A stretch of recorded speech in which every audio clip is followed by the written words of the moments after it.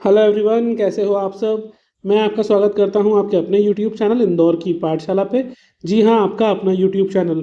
और हम लेकर आए हैं डीएवीवी में बीकॉम और बीएससी फर्स्ट ईयर वाले बच्चों के लिए सेल्समैनशिप के टॉप 20 क्वेश्चंस।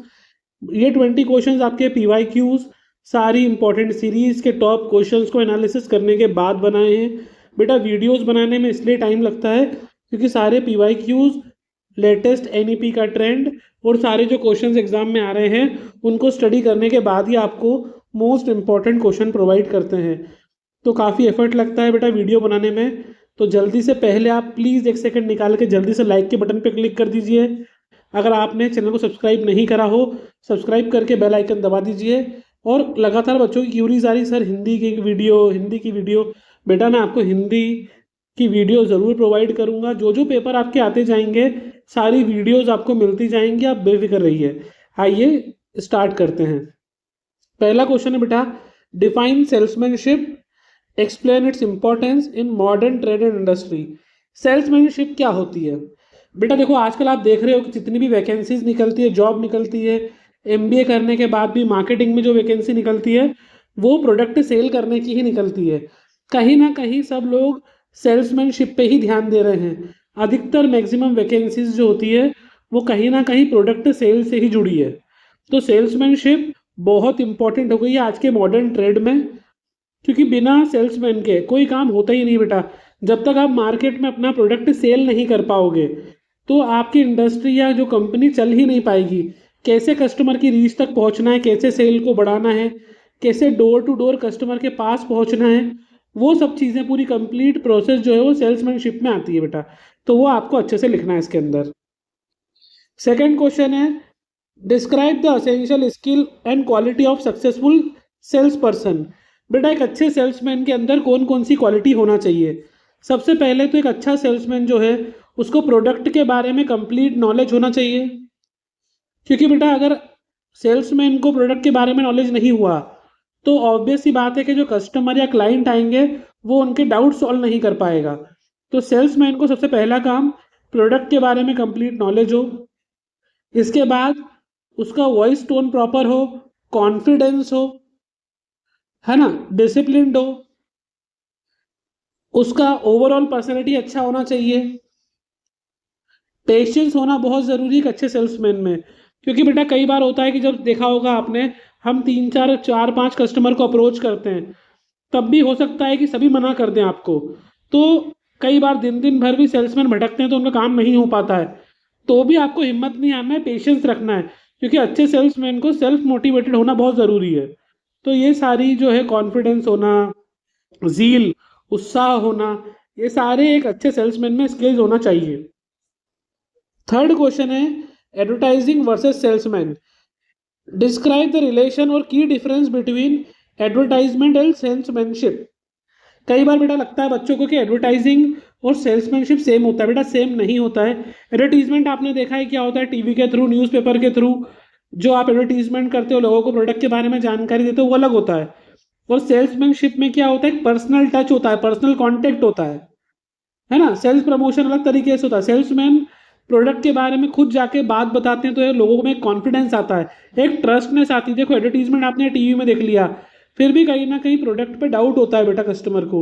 लेकिन जब सेल्समैन खुद जाता है, समझाता है, चीज़ों को दिखाता है, तो फिर उसका एक अलग इम्पैक्ट पड़ता है ह्यूमन के माइंड्स पे। तो आपको एडवर्टीजमेंट और सेल्समैनशिप को कंपेयर करना है।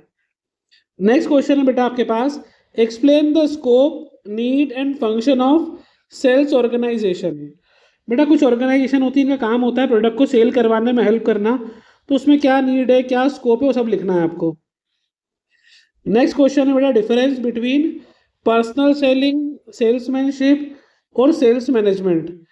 सब में डिफरेंस है बेटा। पर्सनल सेलिंग अलग होती है, सेल्समैनशिप अलग होती है, सेल का मैनेजमेंट करना अलग होता है। तो आपको उसको उस तरीके से लेकर लिखना है बेटा। अगर आपको कोई भी क्वेश्चन याद करने में प्रॉब्लम आ रही है या कोई टॉपिक समझ में नहीं आए तो आप मुझे कमेंट कर सकते हैं। तो मैं आपका अगर हुआ तो विद आंसर इनको एक्सप्लेन करने की कोशिश करूंगा।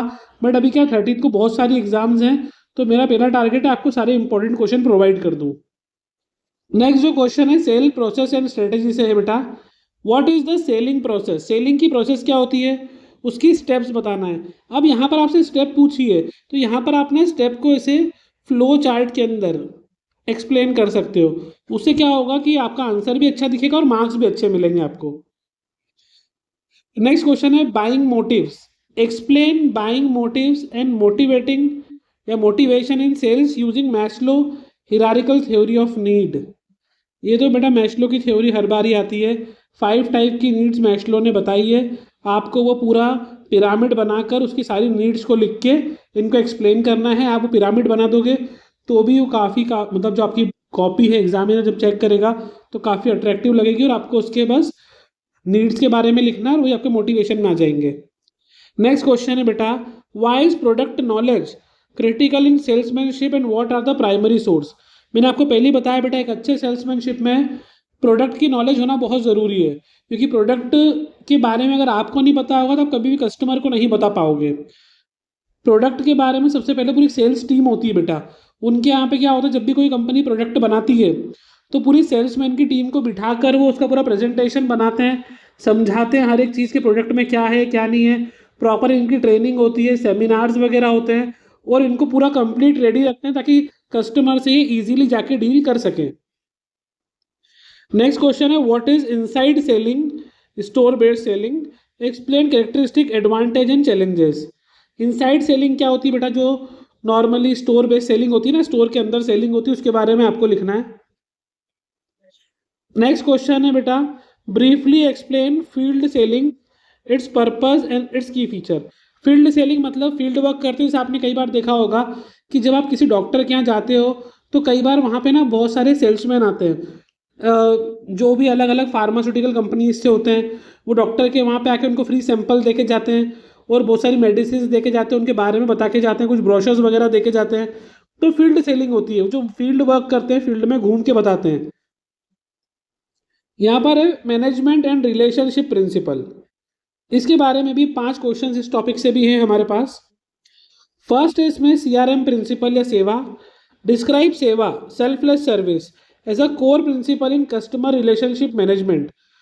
कस्टमर रिलेशनशिप मैनेजमेंट बहुत इंपॉर्टेंट होता है आजकल, क्योंकि अगर आप कस्टमर को सेटिस्फाई नहीं कर पा रहे हो तो आपका बिजनेस बहुत ज़्यादा लॉन्ग टर्म तक नहीं चलने वाला है। किसी भी बिजनेस को सर्वाइव करने के लिए कस्टमर रिलेशनशिप जो मैनेजमेंट टीम होती है वो कस्टमर की क्यूरीज वगैरह सॉल्व करती है, आफ्टर सेल सर्विस भी प्रोवाइड करती है। इनको इनसे अच्छे कांटेक्ट रखना ज़रूरी है। एक अच्छे टर्म्स होंगे तो जाके अगली बार वो कस्टमर हमारे पास आएगा। नेक्स्ट क्वेश्चन है why is karma consistent action and trust building important in the sale process. देखो जब भी आप प्रोडक्ट सेल करते हो तो आपका जो वर्क है ना कंसिस्टेंट होना चाहिए। देखो अगर आप कंटिन्यू चीज़ें सेल करते हो तो इस पर क्या है, सामने वाले का ट्रस्ट बिल्ड होता है और वो हमेशा फिर आपकी सेल प्रोसेस पे इम्पेक्ट करता है। आप कई बार सोचते हो देखो कि ये आईफोन है, सैमसंग है, मोबाइल कंपनीज है, ये कंटिन्यू नए नए फ़ोन लाती रहती है, हर साल नए फ़ोन लॉन्च करती है, हर साल वर्क करती है, कुछ ना कुछ की फीचर्स ऐड करती है, डिज़ाइन ऐड करती है, कंसिस्टेंट परफॉर्म करती है।